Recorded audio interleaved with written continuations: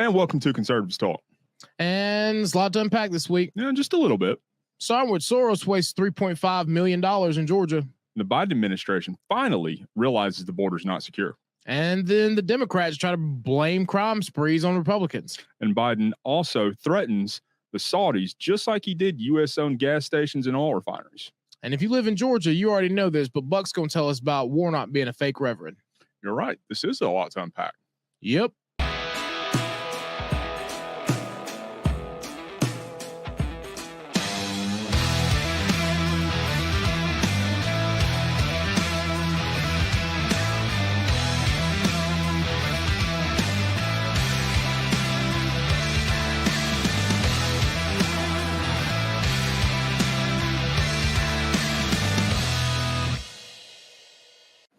And welcome to Conservatives Talk. My name's Justin. And this is Jamie. And as always, we like to make sure that we remind everyone to hit the like and the share button on any of the platforms that you see any of our productions on. That way, we're really able to get higher into the news feed on any of these platforms, because with every like and share and comment, good or bad, we embrace our haters, and there are a couple out there. It really helps us to get seen by more and more people organically, and it saves us from having to boost some of the content like we do with some of these episodes. So, and able to help us to be able to do that, as well as produce more and more of this content, please go to our website at conservativestalk.org and hitting that sponsor tab in the upper right-hand corner or the lower right-hand corner and helping us out with what you're able to. Every little bit goes an incredibly long way to really allowing Jamie and I to produce more content and bring it to you in a more regular fashion like what we are working on doing now. So, Jamie, you want to jump right into your first reminder? Yes. Boycott hometown headlines. Booyah. Booyah. That's it. Don't forget it. We're going strong with it. And you all have continually astonished me at how well this is going. So please continue to remember boycott hometown headlines. Absolutely. So let's jump into your favorite part. Yes. 24 days until we cancel Stacey Abrams. I cannot wait. I can't wait for this to be over. 3.5 weeks until we never have to say it again. I'm telling you, I can't wait for this to be over. Exhausted is a term that I'm not likely to use much, but we're here. And it's all because we've been working extremely hard across the state to make sure that this person never becomes our governor. Never sees the light of day inside the governor's mansion. That's it. So we also want to acknowledge our affiliates that we have with our show here, and our national affiliate is Net News Network. So Net News Network is a compilation of kind of grassroots podcast, radio show hosts and different things on that nature.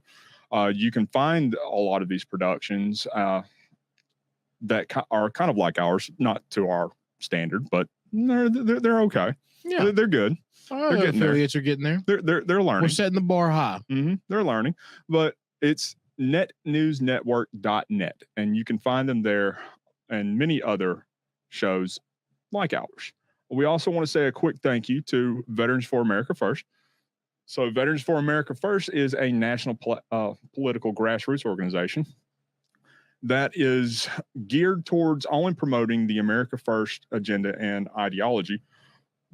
And it's done through really supporting the policies and supporting those who fight tooth and nail to ensure that our country remains the greatest in the world. And they do that through their platform, Vet Voice. So Vet Voice, you can find this channel on any of your mainstream social media outlets, like YouTube, Getter, Facebook. I believe they're opening up a Rumble channel. So you can find a lot of their content and everything on by searching for Vet Voice, and you'll only find content producers that are in the political trenches fighting this warfare tooth and nail, and they will not give up the fight for this. So make sure you're looking for Vet Voice on YouTube, Facebook, Getter, and other major social media networks. So let's jump right into our first topic that we were talking about, and that's Soros has wasted $3.5 million so far in Georgia this year. Yep, putting back behind Democrat candidates Stacey Abrams and a few of the others, and we can already see that this is not going how Hollywood and Soros and their usual plans go, which is a good thing because Georgia, we don't listen to that. That's very true. So the 3.5 million is specifically just Abrams, and we've seen some of the latest polling, some of the trends that have come out with this. And again, we don't rely exclusively or heavily on polling because we all saw how that turned out in 2016. Yeah. I think Clinton or old Hillary there was projected with 86% chance of winning this thing. Yeah. And then you had MSNBC national media anchors crying on live TV because they were so upset that their goddess didn't win. Well, a couple things here that I think really astonishing, right? One is, you'll see this a lot to where someone like George Soros will come in, they'll give to one candidate, but the intention is for them to use it as well as trickle it down to who they want. Oh, absolutely. And then that kind of tries to bring down kind of a line so he doesn't have a direct connection with some of the other lower level candidates. The other thing that I found interesting about all this, since you mentioned 2016, I was with, don't ask. I was somehow, all right. Long story short, I was with a friend and Xenon Girl of the 21st Century, that old Disney movie came back up. That's what I said, don't ask. Okay. And we started rewatching it. Okay. And subliminally, they're doing the same thing with Stacey that they did with the Clintons. Okay. Because think about this now, that movie came out when we were kids. All right. But guess who the president was at the time? Chelsea Clinton. No. They've been subliminally hitting us with Democratic presidents ever since then. The president in that movie was Chelsea Clinton. Oh, we're gonna have to pull that clip. Yep. Oh, I'm gonna have to see this. Yep.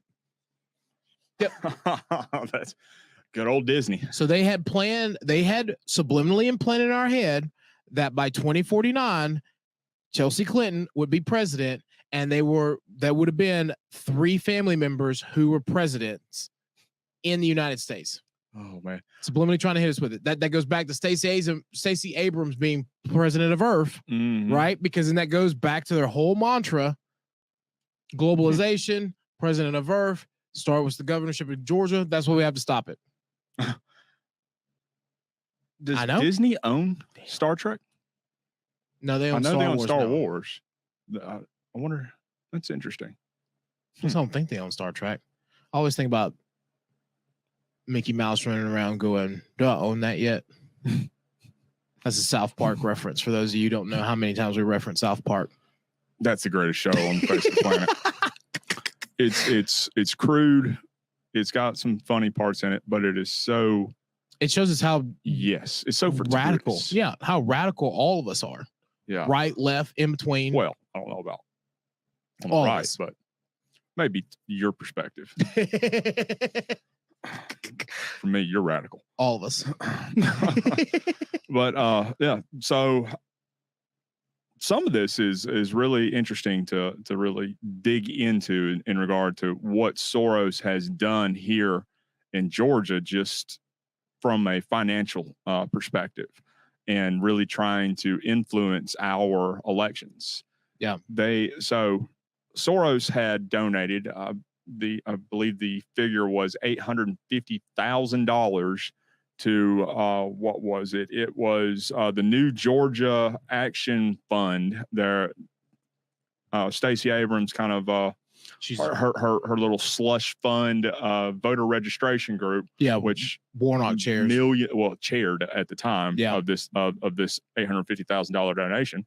So kind of begs to wonder, is Soros funding Warnock as well? Because Warnock is the largest fundraiser in the country. Well, that's something that we're going to have to look at too. I mean, we didn't dig that deep, but it's possible, right? Because you can see the trickle effect, and this came up, and this is when Warnock said, "Hey, look, my name was just listed as chairman on there. I'm gonna have my name removed. This is by accident that I am now a senator and still over this board." Mm-hmm. Yeah, it's really funny to note that this organization being what it is, and that being essentially, it's a black hole slush fund of just where they take millions of dollars from around the world poured into this PAC. And unless it is explicitly audited, and it takes a lot for that to happen, you never know what's actually in that thing. Mm-hmm. And where the money who's giving it. You know what else I think about too, that I really hadn't voiced an opinion on since it happened? No, I'm scared. Think about the precedent that Warnock set with this. Because now when you go to Congress, all you got to say is, I didn't mean to chair it. I didn't mean to be over that board. I didn't mean to still be a part of that organization. Because he is yet to be questioned. It is yet to been audited. He's yet to been prosecuted or even brought to trial on the things that this PAC has done.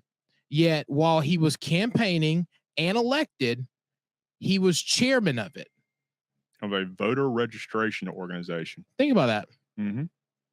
So he could be getting campaign contributions to the maximum federal level, and then getting the maximum level to his leadership PAC, and then getting the maximum, or then he could then send some of these ultra billion-dollar donors to these black hole slush fund organizations, and just pouring money in there to really get out and influence our elections to have them elected. Yep. And no one would know. Not without that very specific audit. It's crazy how that happens. Yeah, isn't it? Which it But just remember that trying to take an act of Congress to audit one of those things. Well, that's what I'm saying. Just remember that for in the future. Hopefully, there are certain, Republicans who will be willing to go out and audit this. Once the Republicans take back the House and potentially take the Senate. Oh, we're going to take the Senate. I mean, we're talk about gearing something up. I mean, even Real Clear Politics is projecting that we're going to take the Senate. It may be by one seat, but we'll take the Senate. This has become a real race in these last 24 days. I'm telling you, you're going to be. Oh yeah, it's going amazing. It's going to be contentious. That's tired. To put it. Oh, be exhausted. Oh yeah, just slightly, just ever so just slightly. But yeah, that's something that really kind of stuck out to me, because it's always being said. One of the things about the Republican nominee that's running for office is that none of the money is coming from Georgia to fund his campaign and to push him over the line to be the governor for our state. But yet Stacey's, the vast majority of hers is coming from overseas. Yep. Yeah. And then second and third is New York and California. Oh yeah. So I would actually, I would love for George Soros's, albeit very limited citizenship to the United States, to be revoked. How he has a citizenship here is beyond me, but have his citizenship revoked. Then he cannot donate to any of the campaigns anymore. That gets tricky, right? Not really. Because not unless he's donating to Republicans too. Well, think about once you reach a certain level of clout, then you get that what very few people ever get is that international citizenship. Well, I mean, not really. I mean, you can be born in what I mean born is in the U.S. and then get dual citizenship anywhere. You can't have a security clearance, but you can do it. What I mean is there are people who hold more than just 2 or 3 citizenships, and it all really comes into what can you pay for. Mm-hmm. That's what I'm saying. Yeah, get rid of that citizenship. He can't pay for anything anymore. If you revoke that citizenship, him as a foreign national cannot donate to any campaigns affecting political offices here in the United States. Yeah. Jamie's just holding out, hoping he's going to donate to one of these things for his future elections. You're crazy. No, I'm just thinking about, I think about a couple things will rumble through my mind when I start thinking about that. Right. And as much as I can't stand George Soros, I think about the precedent that they may set. That's just a thing that runs through my head. And then, how even more dangerous would the man be if he didn't have, if his home country really was international waters? I don't know.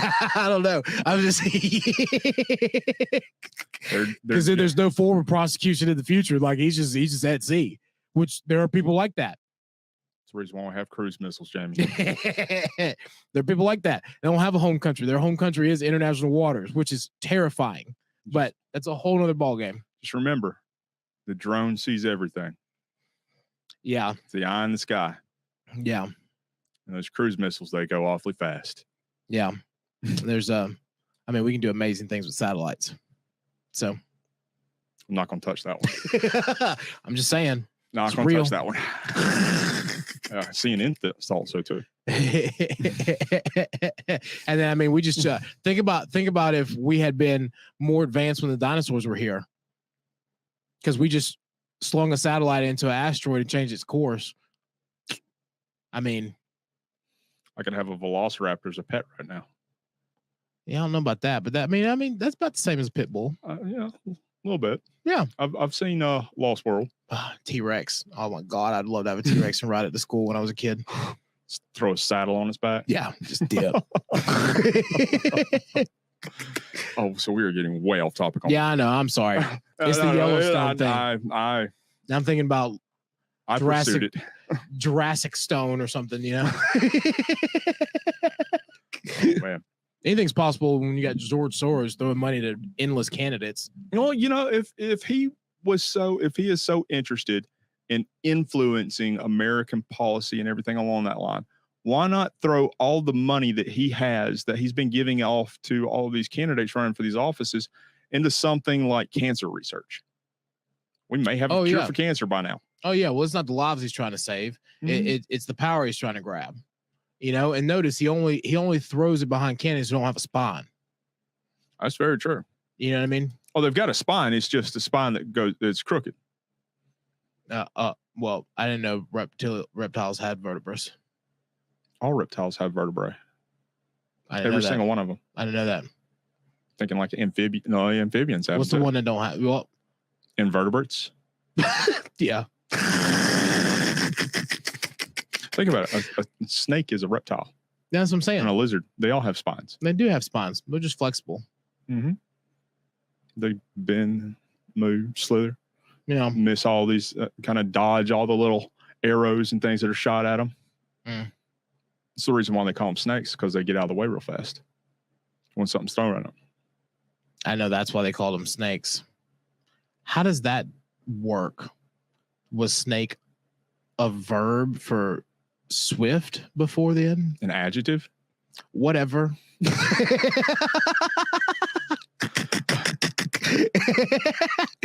Look, Justin went to private school. Okay, I went to a great public school. As I tell most people, right? Oh, you want me to build a road or do something complex? I can do that. Ask me to do laundry though, and I'm lost. Well, think of it this way. I had to have a friend come over and wash my dishes one time. Well, think of it like this. If you're trying to grab hold of a snake, it's extremely hard to hold on to it. Because it slithers. Because it moves and can wiggle out of your hands. Just like Democrats, and for a larger extension, politicians can wiggle their way out of a tight space and get away from these things that are really... I swear I'm going to get swift in a dictionary. No, you're not. It's the past tense of swift. It is not going to happen. I will actively campaign against it. One day, #Swift. That is not going to go on there. I promise you that will never go on any of our social. I'm blocking Jamie out of our social media access, so he cannot do that. #Swift. Well, to be honest with you, so I did something kind of similar in middle school. I tried to get smooth going as a new thing, and that just didn't take off at all. But it took off afterwards. Did it? Yeah, smooth. Oh, God. I literally have a friend who my family calls Princess Smooth and Cool, but that's so it did take off. I'm telling you. Maybe it was just before my time. It was just before. Hey, I was ahead of the time there. Yeah. I was an early trendsetter. Sorry, I'm turning. I did not realize that my phones were still ringing. Silent mode. All right, there we go. But as always, we do like to remind all of our viewers to make sure they are hitting the like button as well as the share button on any of the platforms that they run across any of our productions on, where you can get us higher in the news feed and reach a much broader audience. Also, make sure you're hitting the subscribe button. That way you never miss a single episode. You never miss anything we put out, and you will always, always, always be able to see Jamie's smiling face. Also, if you're able, please go to our website at conservativestalk.org and hit that sponsor tab in the upper right-hand corner or the lower right-hand corner and help us out with what you're able to, because every little bit goes an incredibly long way towards helping us be able to keep these productions rolling and to keep you entertained and keep you coming back for more. And with that, we jump right into what arguably could be considered one of the biggest headlines going on today, right now. Yeah, one of the keynotes. I mean, finally, everybody's been screaming it's been a crisis for literally the entire time that he's been in office, when everyone was criticizing the wall being put up, but finally they admit that we have an issue and still do little to nothing about it. Yes. Well, so what they've done so far is they've entered into an agreement with Mexico. I want y'all to think about that for a second, okay? Yeah. Just pause before we go any further. Realize that Joe Biden thought that it would be a great idea to send immigrants back across the border to Mexico, where they crossed over from. Well, it's more than just that. I'm just saying it's more than just that. So what they are doing is they are going to increase the law enforcement presence on the border. They are going to increase the amount of resources that will be going to the border to help out with patrolling larger areas, the larger swaths of the lawless border. They are going to be working with Mexico to decrease the amount of human trafficking and human smuggling, which is a good thing. Yes. They are going to really be, so they have revitalized his, or President Trump's Remain in Mexico policy under Title 42, but it's only applying to Venezuelans. And before we go any further with that, I do want to reiterate that although this is something that they are doing, they are not actually moving to secure the border. These are, when I say these are increases in what they're doing, sending one person in each of these categories is what would be considered an increase. That's why I'm being very hypocritical of this when I say, we're flooding over 200,000 people or more a day across the border, and they want to bring in one, maybe two more people and equip those one or two more people to stop that. And then this Venezuelan policy has its own little pork fat inside of it, because there's a reason why it's only Venezuelans. So what he's referring to so for the fiscal year so far of 2022, well, I guess for the fiscal year 2022, we're in fiscal year 2023 now. There were over 100,000 Venezuelans that they had border encounters with. So looking at that, per what they were seeing, that was the vast majority of those that were crossing over. So they had to take something from one nation. Yes. Yeah. So they had to take one nation and make a kind of a category to where that's the group that they are going to target. The largest ones crossing over, literally a drop in the bucket. It's less than 3% of the total of the crossings that are coming over, but it's the largest demographic. So the reason why they are targeting Venezuela is because of the fact that they are saying that they have not had great relations or communications with the country's leadership in Venezuela, which is something we're going to get back to in just a little bit on a further topic that we're going to get into. So remember that point. Yes, but they have begun expelling these Venezuelan immigrants I guess by the time they're expelled, they're illegal immigrants. But they're expelling them back into Mexico. And Mexico has agreed to take them, but only up to 200 per day. So if one of these massive caravans that has thousands of people come up to our border again, and all of them are from Venezuela, only 200 of them will be sent back. The rest of them will be able to get out. I really hope we take a look at immigration policy this go round. Well, I hope they put the moratorium on it. Yeah, but I mean, usually what happens is you put in a moratorium, okay, and then that allows you a certain time frame to really dabble into the statistics and what is necessary to fix the policy. To sort the ones through the information. To sort the ones that have come across already out. In addition to that, because there's more to it, okay, you don't arbitrarily do a moratorium. You would do a moratorium so that you can like really dabble into it and take time to look into it without having any additional numbers added to that statistic. Yes. And then go, okay, here is our largest affected population. Is there something that can be done?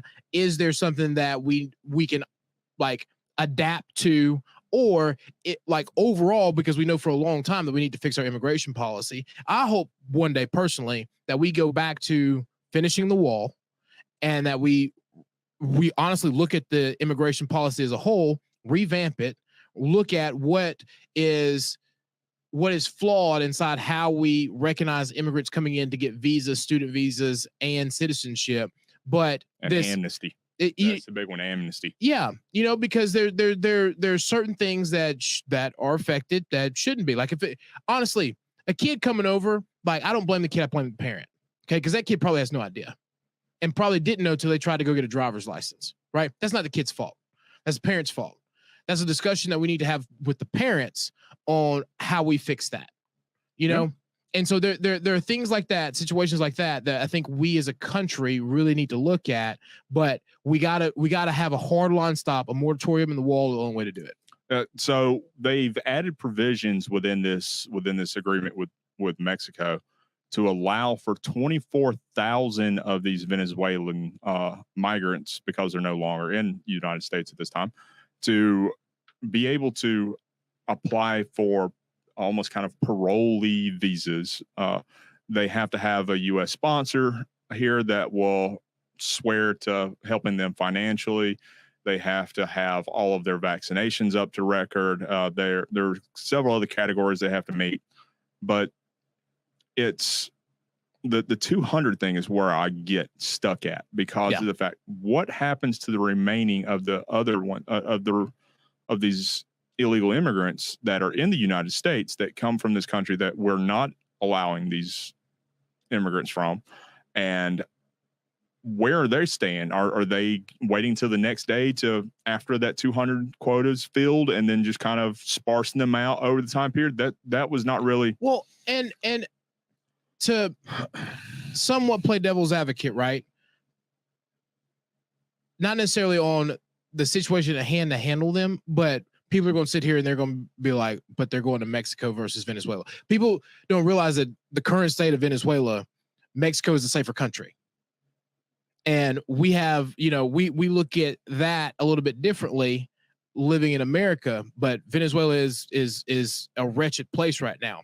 That doesn't mean that they can come over here freely. You know what I mean? So I understand why they're fleeing. I understand why they're in the situation that they're in. And, as a United States citizen who believes that, we should be able to help to some regard, like letting anybody in with a free pass is not it though. We won our country. It was paid for with blood. They can do the same since they got themselves in that situation. Oh yeah, they're getting close. Well, hey, I know, but that's by all means go for it. That's kind of the whole point, right? And to now I'm arguing one of your points. No, what? I know. I know. Oh my God, the world just changed. My mind just blew. The world just changed. Did hell freeze over? Nobody told me. To the point of they came real close last time that they started a revolution. Maybe this is another sign that Venezuela needs to rise up again and try to take their country back again from socialism. So we need to expel all the 100,000 that came over last fiscal year and send them back to the People's Army. That way they can really have a chance at it. I mean, if our whole goal is like what it used to be, is to stop communism and socialism in our hemisphere, then maybe instead of sending Ukraine weapons and money, we need to send it to the freedom fighters in Venezuela. Well, careful of that. That's what happened with Iran-Contra. Remember that. And don't forget about Nicaragua. And that was Nicaragua. So I want to read a direct quote that came from the Department of Homeland Security Secretary Alejandro Mayorkas. And this is the direct quote from him. It says, quote, "These actions make clear that there is a lawful and orderly way for Venezuelans to enter the United States. And lawful entry is the only way." Yet it's only the Venezuelans that have to fall under this lawful entry. That's going to be important for another topic. So, and one of the things that a lot of these people make some of these arguments on is that anyone that steps on American soil is protected under our constitutional rights and privileges. And that would include the 14th Amendment, meaning that everyone has the equal protection under the law. So you're the legal scholar. Is that true? Or I always thought that it was for U.S. citizens. No, it's anybody that's on American soil. Anybody that's on American soil. Mm-hmm. Oh, yeah. Which makes sense, right? Because everybody, whether you're here or not, you can fall inside of our legal system, good or bad, and you have the right to be protected, which makes sense. And you have a right to a fair and just trial. And you have the equal protection under the law. So, in all honesty, by only limiting this to specifically Venezuelans and only expelling them after they have entered into the United States, this could be this could seriously be a constitutional. I mean, this deal could be ruled unconstitutional under the 14th Amendment. I see where you're going with that, because of the fact of like they're specifically targeting one nationality that's coming across the border versus everyone else who's coming across the border. Yes, they're saying that this certain group of people will get expelled versus others because you don't have that agreement with Mexico or Guatemala or Nicaragua or anybody else, or Panama or Ethiopia or anybody else who's coming across Ukraine or any of those places. So, yeah, and all of them are coming from two different directions. Oh, well, the majority of them are swinging right up through our south end. What I mean by that is like we do have Europeans who are coming in through Canada or through New York. Yes. You know what I mean? And then a large population of people who are coming in from South America, Central America, are coming up from Mexico. Well, South America, Central America, Africa, Europe, Asia. I mean, the globe is trying to enter through our southern border, but specifically more the European countries are coming in from the northern. Yep. And it's interesting what you just said. Something to ponder about there. Yeah. Well, And it's more than the discrimination that the Biden administration's playing over here. Well, it's more than the travel bans as well, because the travel bans that targeted specific countries were prohibiting us from traveling there as well as them traveling here. We still have the ability to travel to Venezuelans when we want to. So it's only one directional. A little something interesting. If anybody who holds a licensure, an international licensure, I guess you could say, that could make a claim for this, could possibly set back the Biden administration in this deal and expand it to everyone instead of just one single country. Wow. Because if everyone has the equal right to be protected under the law, you cannot discriminate based upon race, ethnicity, or country of origin. Yep. So that'll be $250 for anybody that's listening. Yeah, that's my fee. Yeah, whoever's getting ready to use that. Exactly. Somebody's getting ready to use that. That's my fee. I have some friends from Venezuela. I do too. I've served with people from Venezuela. Yeah. That's how they got their citizenship. They joined the military. Yeah. And they had to renounce their citizenship from Venezuela in order to obtain the security clearances necessary for them to serve at the level I did. Because you cannot have dual citizenship and have a security clearance here in the United States. I'm just thinking about some interesting conversations that I'm probably going to have later with some people from. Jamie's going to try and set up a benevolent fund. No, well, a friend of mine, that's her biological dad is still there. Mm-hmm. You know, her mother and siblings moved over here when they were kids, and they didn't even know. You know, they didn't know that they came over the way that they did or anything like that. And then the mother got married, and her husband was in the military, helped get them citizenship, everything else. And then the kids eventually became U.S. citizens. But it's interesting because that's how I end up learning more about Venezuela than I honestly wanted to, and then what got them in the situation that they're in now that we're going to talk about later. Oh yeah, so I met a gentleman last night that was from Venezuela at a GOP meeting, and what he had to say about everything that they saw there before what happened to them becoming this communist dictatorship is what they're beginning to see here in the United States, and they're really the similarities that they are seeing that they are really concerned about. Yep, it scares you know what it scares them. It's interesting to me that people who fought to get here, right, are seeing those signs. Cubans are saying it. Mm-hmm. Venezuelans are saying it.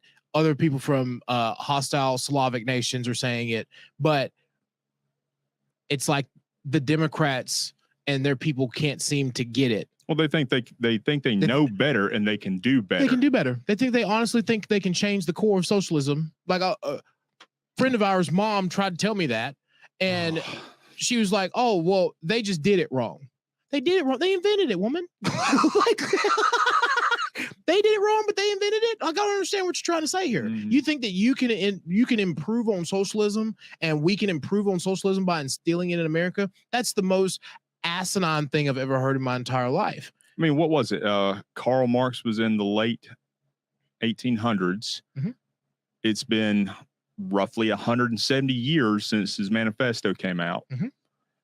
What in their mindset makes them think that they can improve upon something that has failed for the past 170 years? Multiple times. And there is not one country that is instilled that is not failing or failed. No. And not without massive manipulation. And even with massive manipulation, right? Because that's a very good point, because people always point to the People's Republic of China, but they are failing. Even as they manipulate it, they are still failing as a country. And that's one thing that, because they control their media and they control what gets out, that people around the world don't necessarily understand unless you're digging into it. And I'll just make this last point.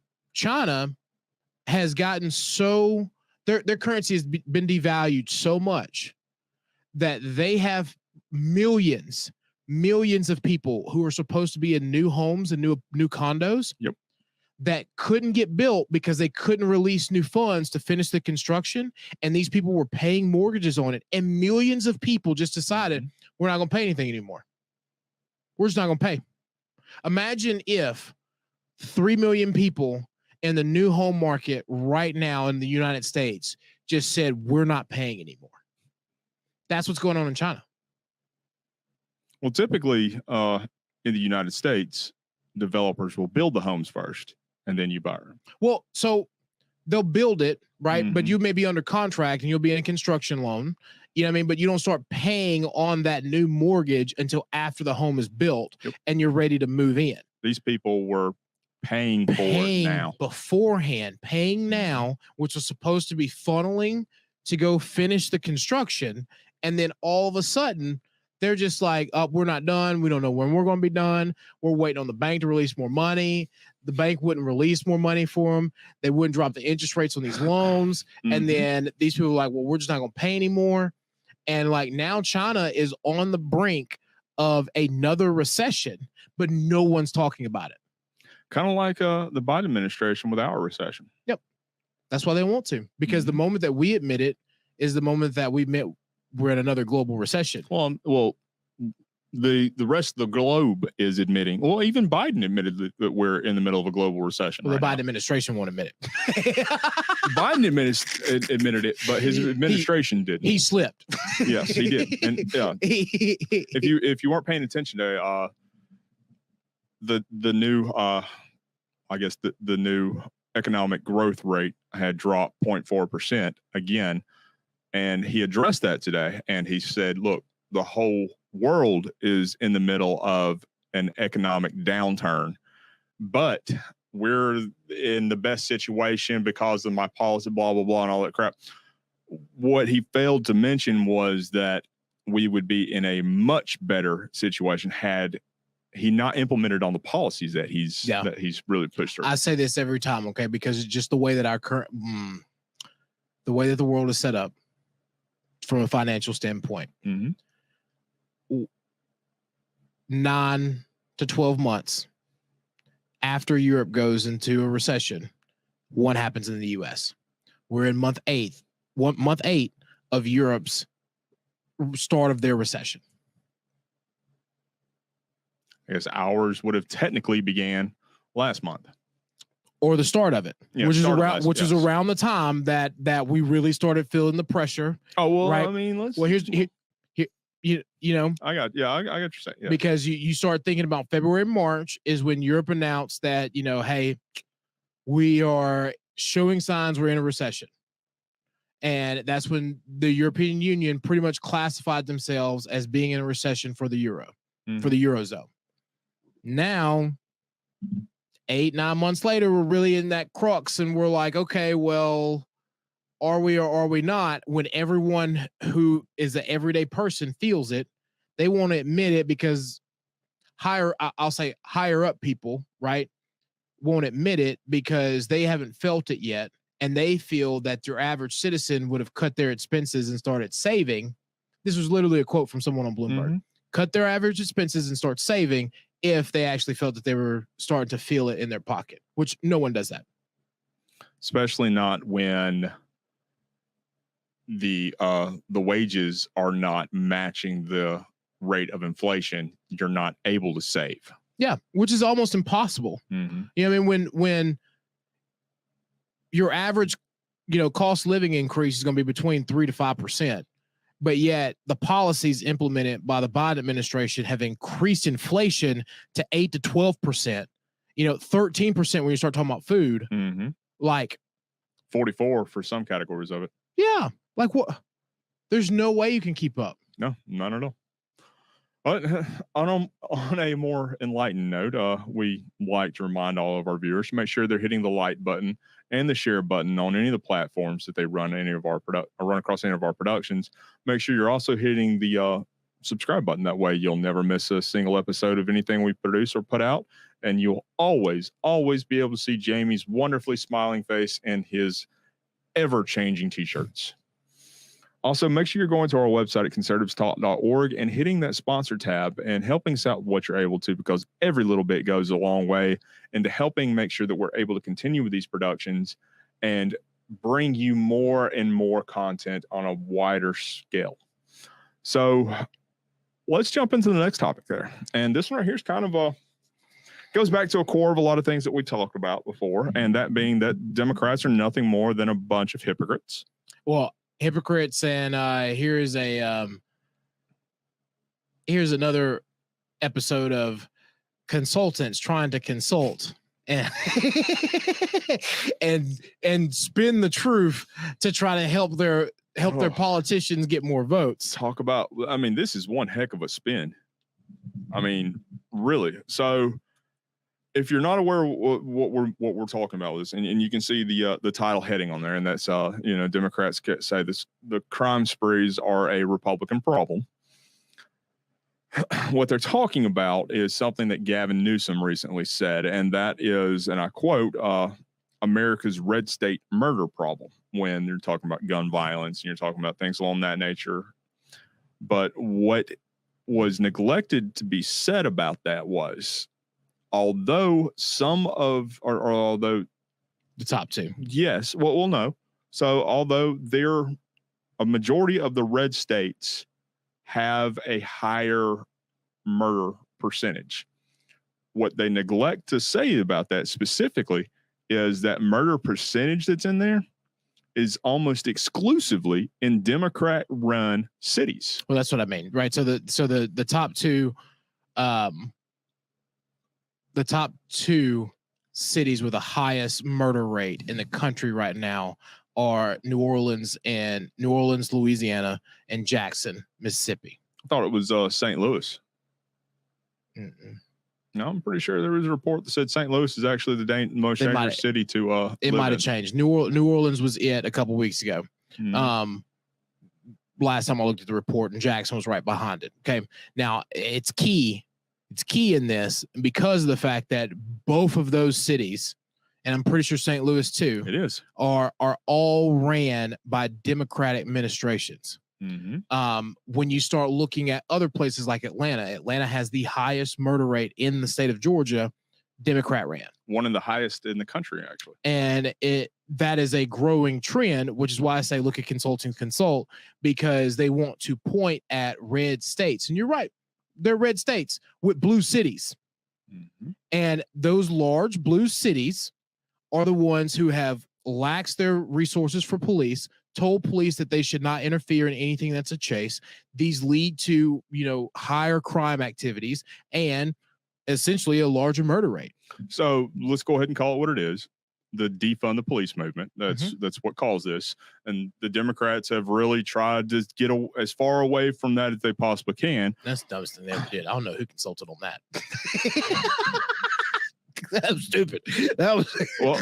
So, U.S. Congressional Member Cori Bush actually came out and said that we need to, or essentially what she said was that we need to embrace this idea and this concept, but not focus quite so much on the words, the defund words, or the word of defunding. What she said is maybe we can use reallocate, shift around, things along that nature. But what she is saying is we need to defund the actual law enforcement, give it more over to civil servants, and allow these mental health professionals to walk into a domestic violence situation, which is one of the deadliest scenarios that you can possibly walk into, not just in law enforcement, but in any profession in the United States.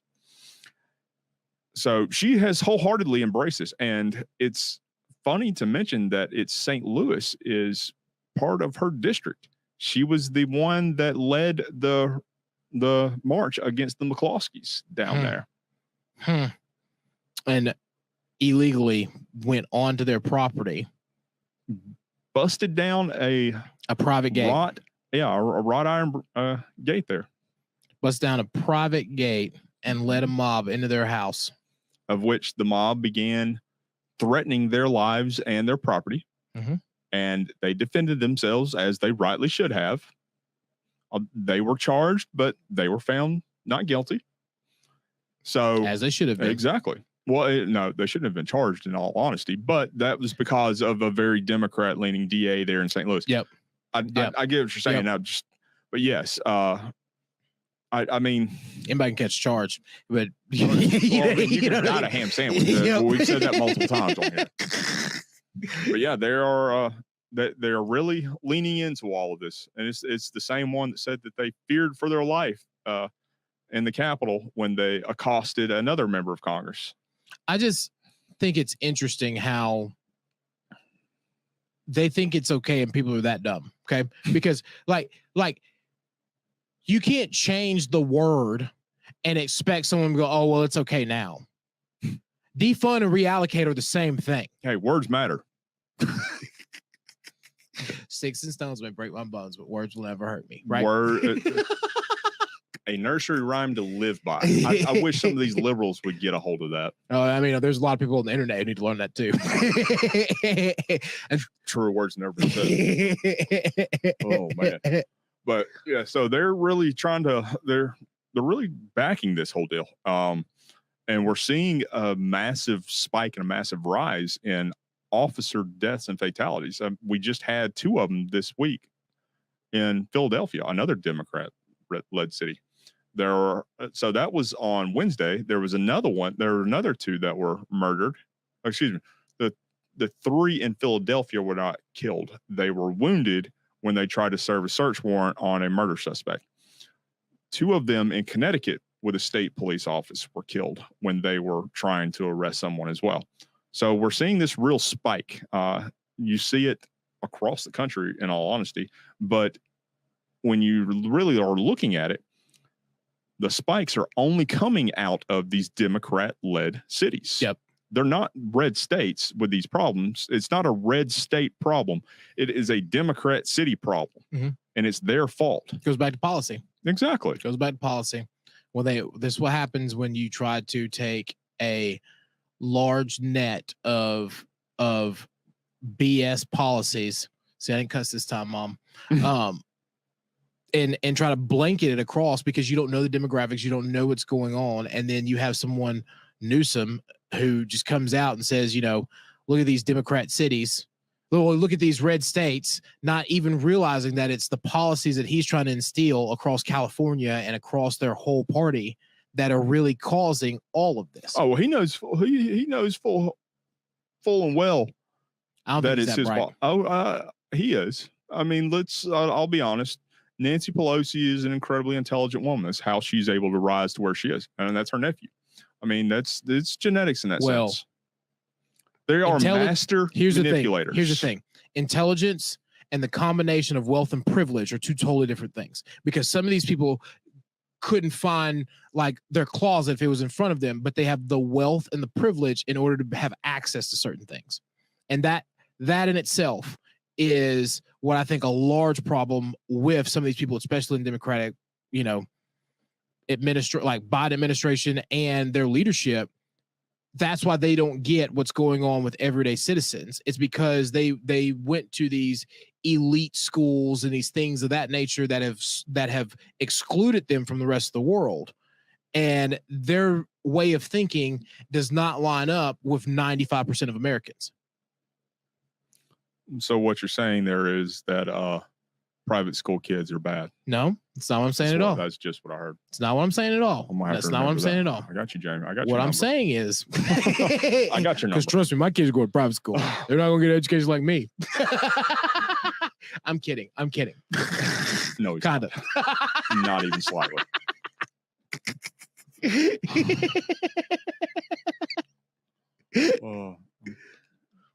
Never mind. Never mind. We're not going there. No, not going to go there. So, like we always like to do, we always like to remind our viewers, make sure they're hitting the like button and the share button on any of the platforms that they run it across any of our productions on. Make sure you're also hitting the subscribe button so you'll never miss a single moment of any of our content, and you'll always be able to see Jamie's smiling face and his wonderful array of t-shirts that he wears, as well as hats. You'll have to get him to tell you the story about this one day. Yeah, this was pretty good.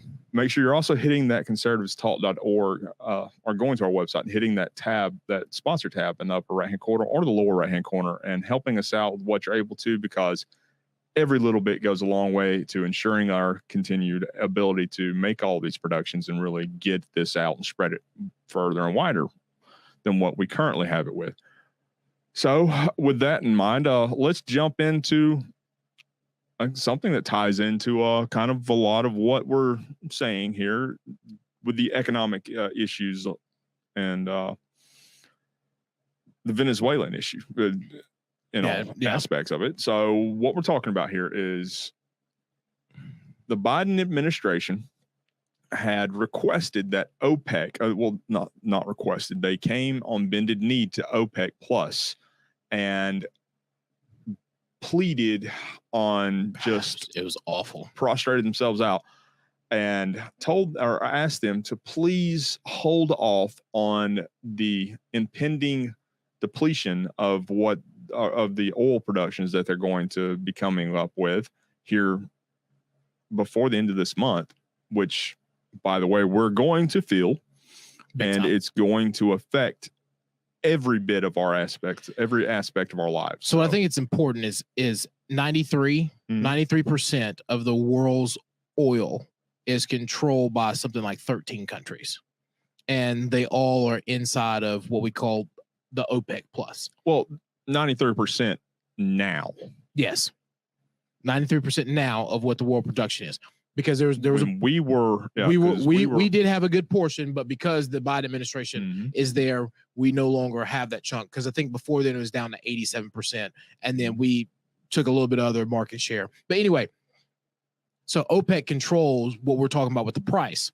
Now, what has happened is they saw the weakness of the Biden administration, and they said, okay, well, we're not going to mess with you guys anymore. We're going to put oil prices where we want them, which is why the oil prices spiked to begin with. So then they came back and said, hey, we've played nice for a little while, but it's time to, reduce production again so that we can spike supply and demand. and increase the price again so that we can get the value that we want for our oil. So allow me to offer a different scenario for that. So think of what we have been doing, or think of what the Biden administration has done over the past month and a half, essentially, or more than a month and a half here lately.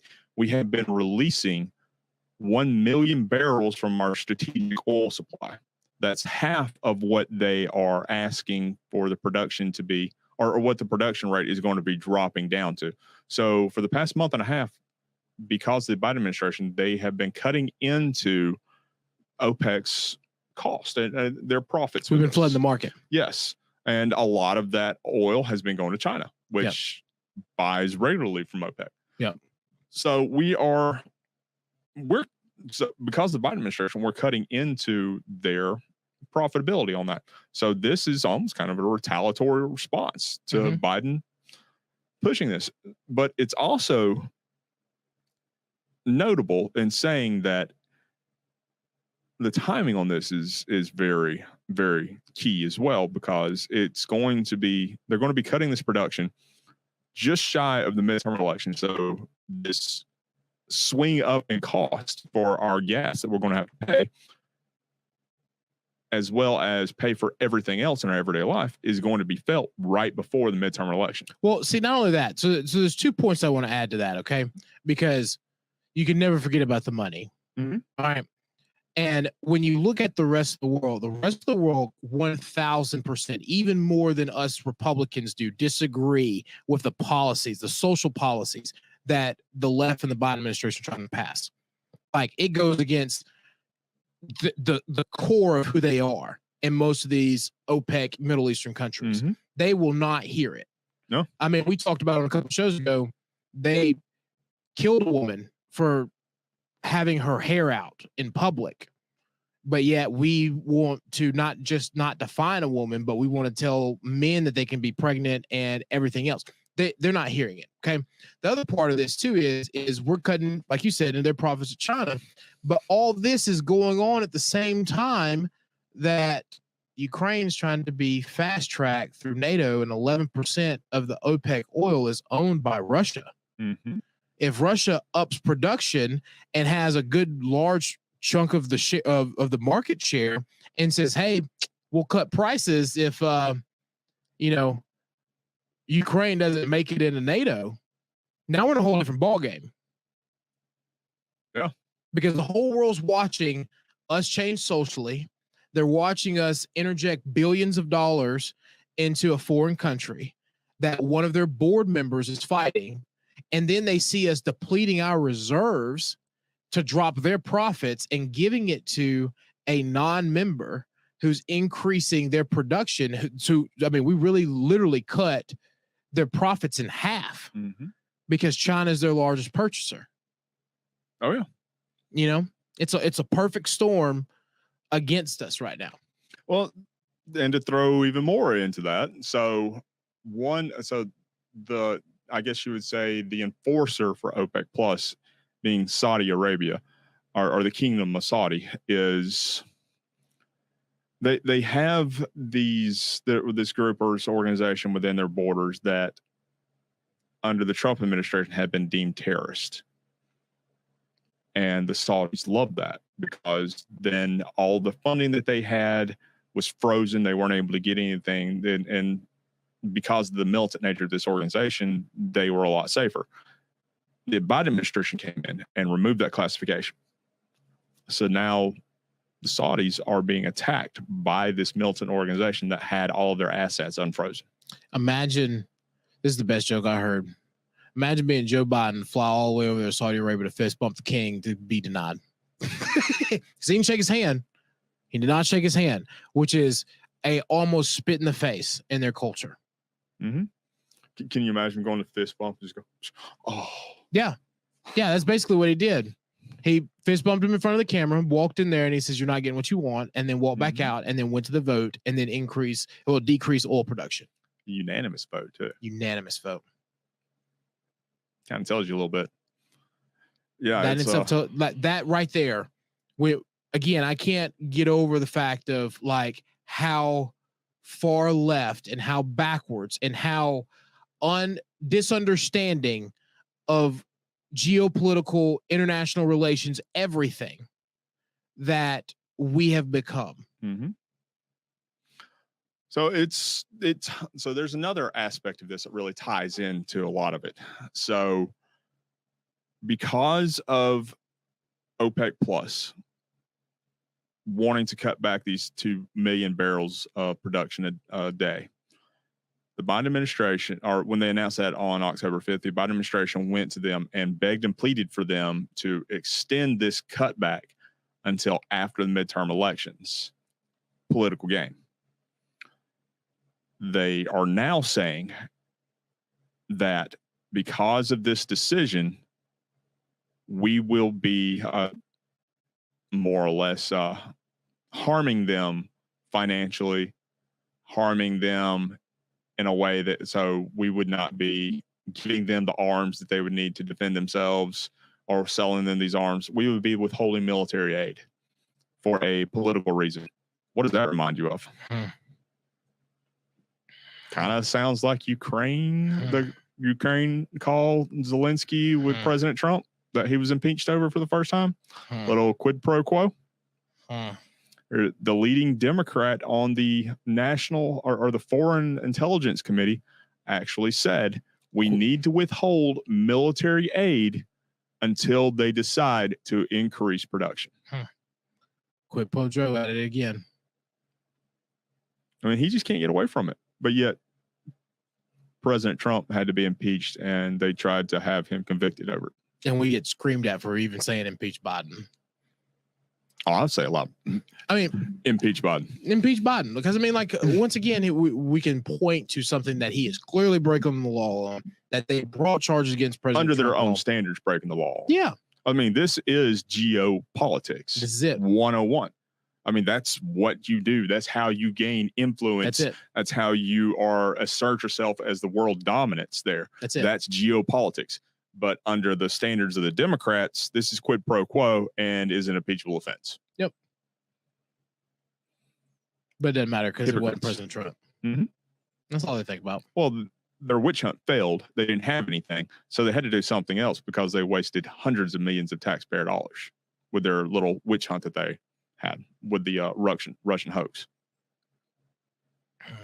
This is going to be an interesting one to play out. That's why it's important to make sure that everybody starts flooding the polls and getting out to vote.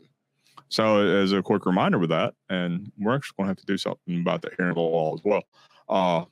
Voting does begin here in Georgia this coming Monday, October 17th. You're able to vote depending on your county Monday through Sunday in some instances for some counties, depending on where you're living at. And then election day on November 8th. We also encourage everyone to make sure they're watching the Loudermilk debates as well. Those are Sunday, Monday, and Tuesday. That's the 16th, 17th, and 18th.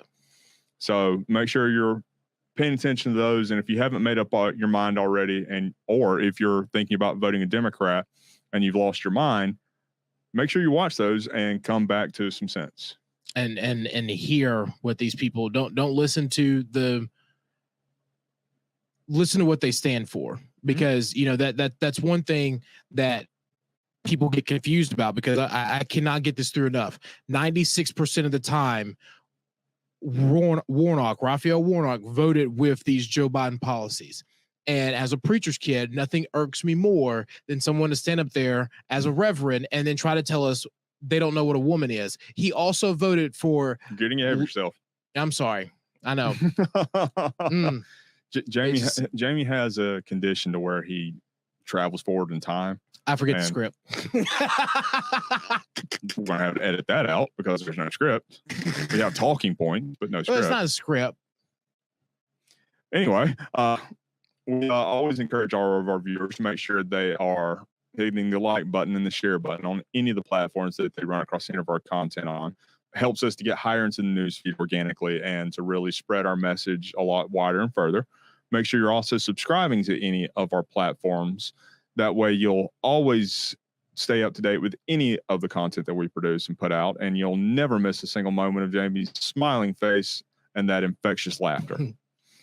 Also, if you're able to, please go to our website at conservativestalk.org and hit that sponsor tab in the upper right-hand corner or the lower right-hand corner and help us out with what you're able to, because it's because of his sponsorships that we're able to continue to produce these and really put out and spread our message wide and far. So to get to the point Jamie was making, because I get ahead of myself. He does. We have been listening to Buck a little bit more than what we typically do. We kind of tune him out from time to time because he can get you think Jamie's bad for rabbit holes? You should listen to Buck from time to time. Oh yeah, he wears the hat for a reason. Yeah, I think it's permanent now. It probably is, but what we're saying, or what he's been saying here, is that Warnock, or as he likes to refer to himself on with his Twitter handle, Reverend Warnock, is fake. He's a fake reverend. He's not really a man of God. Well, I mean, he's probably reading from that same book that Stacey Abrams is reading from, if you watched our last episode, because it's not the good book. And, we're all sinners. I get it. I fail every day, but I strive to try to do better. And, when I realize I make a mistake, I try to continue to better myself. But here's someone who leads one of the largest Baptist churches in the state and is, I believe the last audit they had $1.2 million cash on hand. And cash on hand for a church and $1.2 million is a lot. That's a lot of money. It's a lot of money. Yes. And the thing that irks me the most is, here's someone who says that they believe in the good book, but yet literally voted for up to due date abortion. So, I don't know anymore if they even believe in life. Because the fact that they're going to sit here and you got Stacey Abrams, who's trying to run for governor, talking about, we don't know, it's a fallacy that we know when the heartbeat starts. And then you got Warnock, who literally is on record voting in Congress up to the last day. And last day from it and from the pulpit. 9 months. You're telling me that a woman can carry a child for 9 months, and you're just going to say, by her own conscience, if she just decides that day, heaven forbid, that she doesn't want to have the live child, that it's okay with them. We're not talking about situations that are harmful for the baby or the mother's life. This is real life. We're talking about taking a life. Well past the point of any line of viability.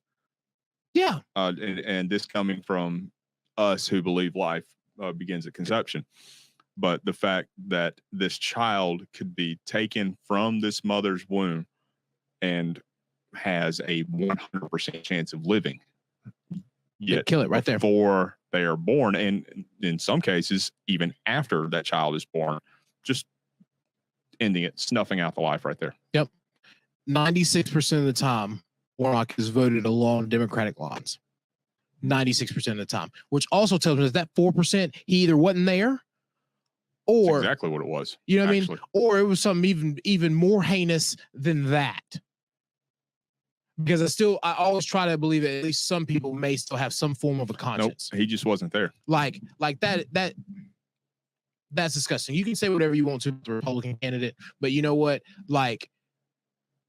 You're talking about someone's past and the things that they've grown from versus someone who is making live decisions right now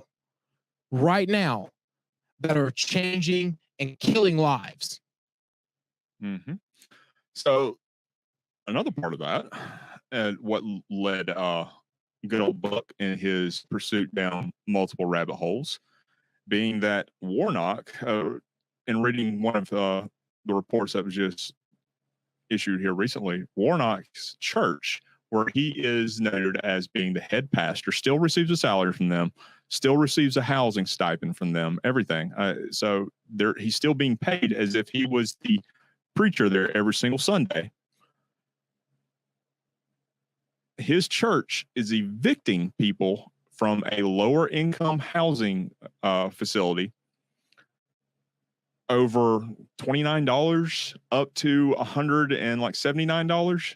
They are evicting people for this just menial amount of money.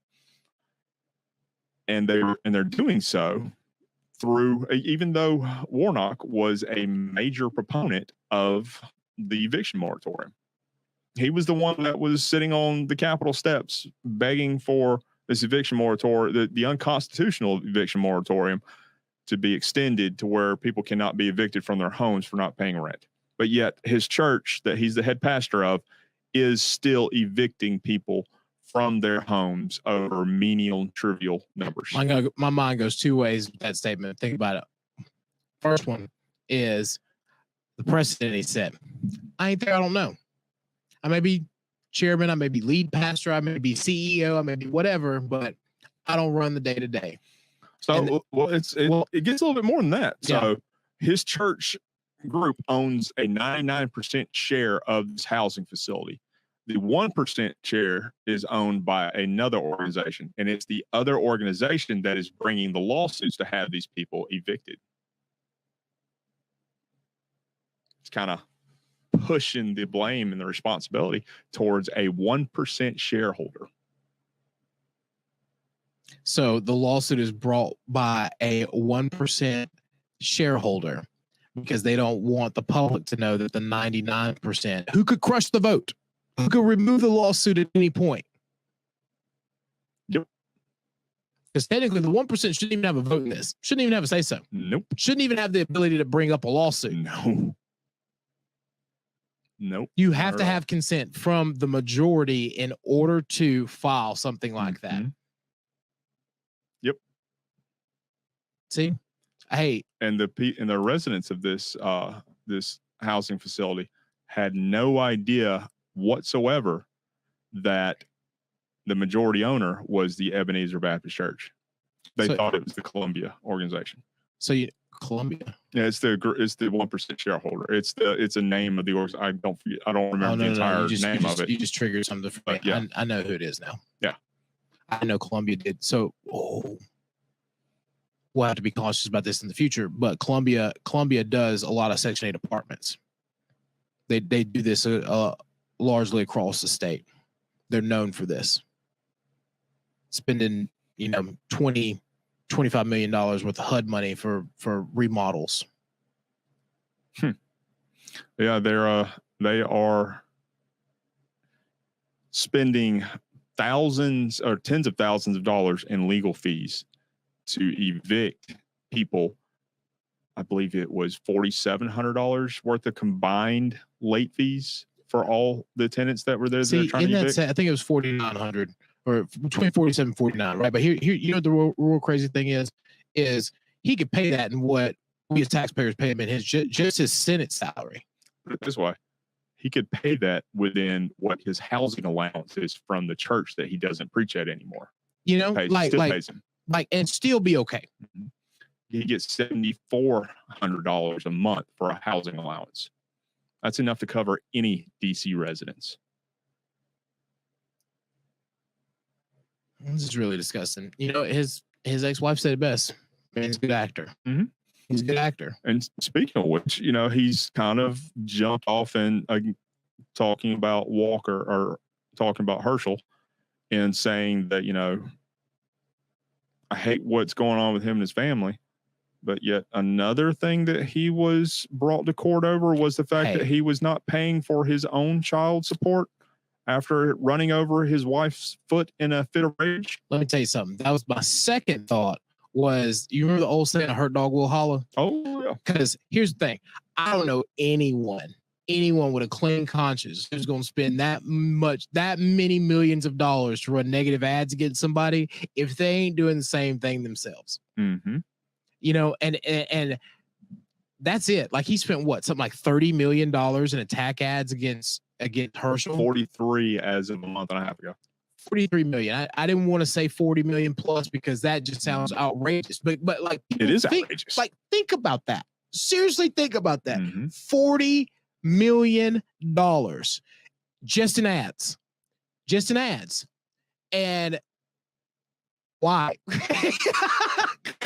What? Why? Because here's the thing. He's the largest Democrat fundraiser. But besides that, okay, like let's just take politics out of this just like for half a second, okay? If anything that you do, anything, it doesn't matter what it is, what's the one thing that they always told you to get? If you tell the truth and you ain't got nothing to hide, you won't have anything to worry about. Mm-hmm. I don't know anyone who would spend $40 million attacking someone that they couldn't kill. I mean, that's just you spent $40 million. Like, think about that. I mean, professional contracts for hits are they're literally 4% of that. That's what I'm saying. At the national assassin level. When we send 4% of that. When we send rockets, we don't spend that much money. No. When we bomb other countries and kill hundreds of thousands of people, we don't spend that much money. Mm-hmm. What are you hiding? That's how I know you. That's how you know. That's how I know you got to go. Well, and this is not saying this is true. What this older lady said, but there was an instance where, and I believe she was 86 at the time, where she came to a planned meeting with the prayer group. She had heard some concerning rumors involving Warnock, and she expressed her concern about him having homosexual tendencies as a pastor of of Martin Luther King Jr.'s home church, having homosexual tendencies in that regard. Well, she was slapped with a temporary restraining order, and expelled from the church. And no one has heard or can find any information about this again. The fact that I ran across this report is beyond me. I mean, it took some skill finding this thing. You can go down there, no one will talk about it. Like even in underground circles, that's the one thing that no one mentions that is shocking, right? Because sometimes people will give you some bit of a lead, you know what I mean? Like people won't even have that conversation down in Atlanta. Well, they're scared. I mean, I mean, if you're gonna spend $40 million, like I just still can't get over that, right? Mm-hmm. That's why I want to be like 20 million, 30 million, because $40 million, $40 million. Your richest subdivisions in Atlanta don't even cost that to be constructed, but you spent $40 million to attack Herschel Walker? I'm just saying, like, that doesn't make any sense to me. Unless you got a lot to hide. You got a lot to hide. Well, yeah, you're shame on you. Yeah. Shame on you. That's awful. That's awful. Oh man. Just for the future, right? Because if you see me spend that much money on anything. No, stop right there. Don't you even say it. You're going to jinx us. If we ever get to that level and that type of money starts flowing out, you better not. Yeah, this can come back to bite us. I'm not saying that at all. He is not in any uncertain terms making that comparison to himself and Warnock at all. Ever. But ever. I just can't get over it. I'm sorry. Oh yeah. But that's a lot of money. With everything in life, that we do reach that inevitable conclusion where things must end, and with that, we want to make sure that you're hitting the like button and the share button, and make sure you're subscribing to all of our platforms, and also make sure you're going to conservativetalk.org and hitting that sponsor tab in the upper right hand corner or the lower right hand corner, and helping us out with what you're able to helping us be able to increase our production. And we want to say a quick thank you to Net News Network, as well as Vet Voice and Veterans for America First. They really be able to help us to spread out our message and get it across multiple platforms. So, Jamie, you want to close us out with your favorite part? Yes. 24 days until we cancel Stacey Abrams and Raphael Warnock. I just had to throw that in there at the end because I had to switch it up just a little bit. We're going to have to. I'm going to have to do that for the next one. It'll be canceled for both of them. Yeah. No, because $40 million, y'all. Like, yeah, I'm finna blast that everywhere. I'm sorry. Now that I finally got it out, and that's my final thought. You don't spend that much money unless you got something to hide. That's it. And as always, this has been Conservative Talk, and we'll see y'all later next week. Oh, don't forget to go vote.